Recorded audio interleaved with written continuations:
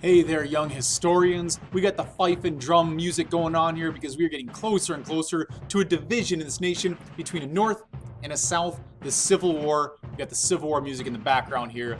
Here we go. Last time we met, we were talking about the events that led up to this division, the events that were keeping the nation together, and the events that were pulling the nation further apart. I've got one final event, one final link in that chain that is going to be busted apart.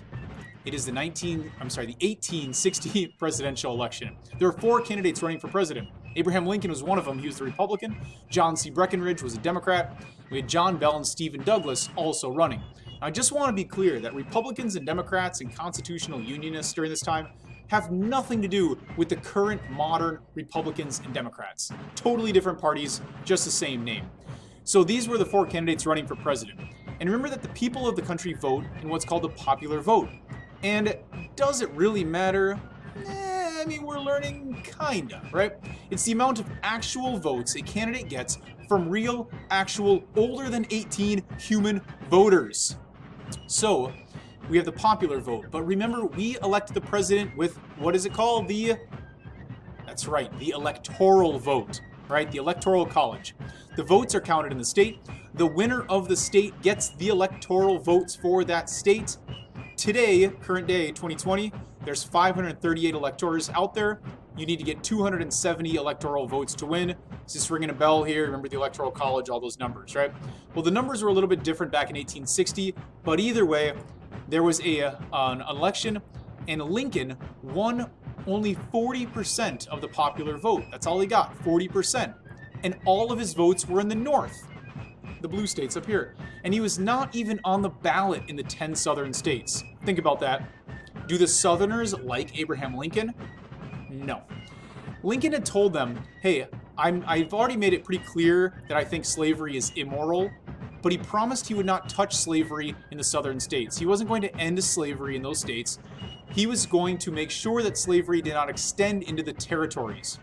Remember we had talked about all these extra territories over here? He was going to make sure that slavery did not expand any further, okay? So he wins the presidency. I'll move this a little bit. And as a result of him winning the presidency, South Carolina says, that's it. This is the final straw. This aggression will not stand.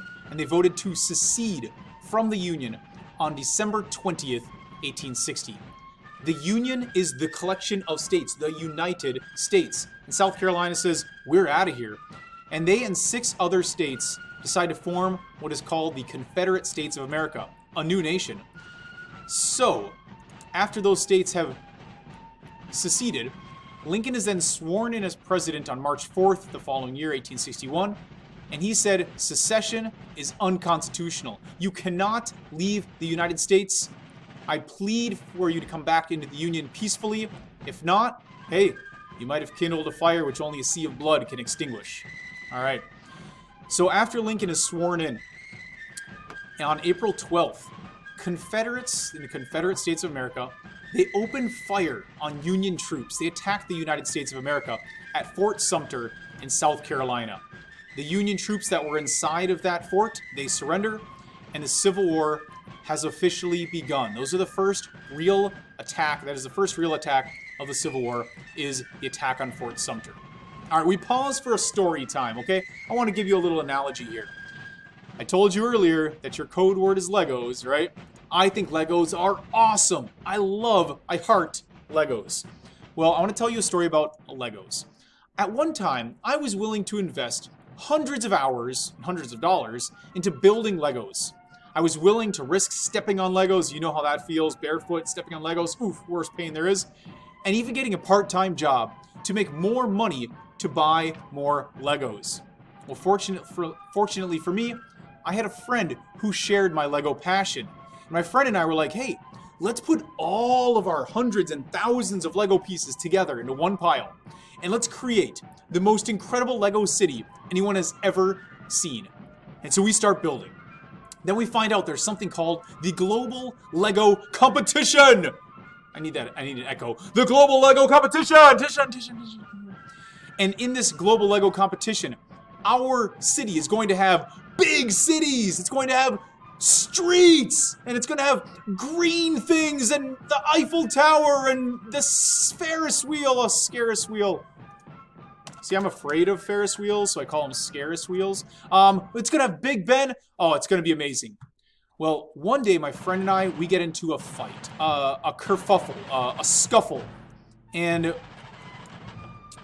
we decide we can't get along anymore. And we, we're throwing haymakers and giving noogies and a swirly and wedgies. I mean, all kinds of stuff. Like, it's a pretty brutal fight. And my friend says, that's it. You know what? I'm taking my Legos and I'm going home. Taking my Legos and going home. And he packs up all of his Legos and he walks out of there. And I'm like, what? I'm like, you can't just take all the Legos. We worked on this together. We built this with our own blood, sweat, and tears. You can't take it. And my friend says, deuces, they're mine later. Can you believe that? Well, this is an analogy for the Civil War. The United States was like that collection of Legos. This country had been built together. We put in our blood, sweat, and tears into this country together. And one group says, we're taking our Legos, our land, and we're out of here. Now, there is one major part missing to that story. The issue of slavery, okay? There's no slavery involved in my Lego story, but that was a pretty crucial element of the South seceding. They wanted to have the law of allowing slavery, and the United States did not want that to continue. So, now that...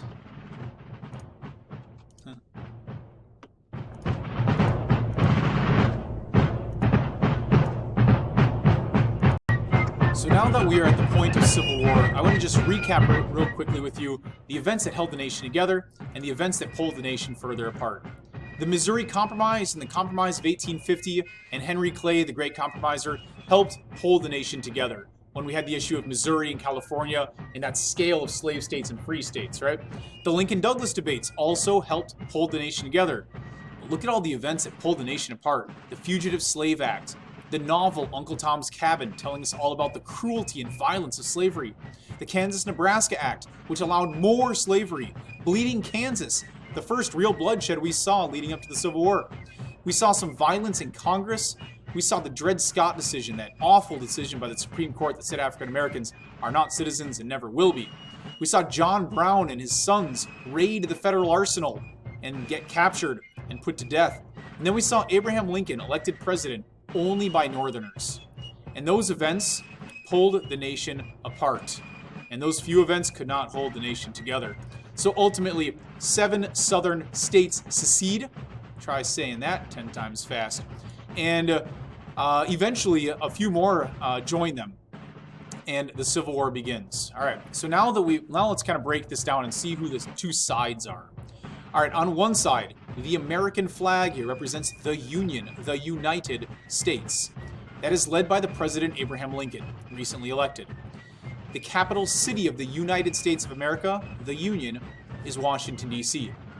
The opponent is now the Confederate States of America, a newly organized country. Their president is Jefferson Davis, and their capital city is Richmond, Virginia. So that's a breakdown of the two sides here. Now you know who the leaders are, and you know who the country is. Now we're going to look at the strengths and the weaknesses of both sides. In fact, you're going to make a prediction about who you think is going to win. The Union North, American flag, or the Confederate South, the Confederate flag here. You'll be doing this by looking over a listing of topics or areas of comparison and finding out information about the Union and the Confederacy. You will be then giving each side a number of points, either 1, 2, or 3 points, depending on how much you think they earn for that strength or that weakness.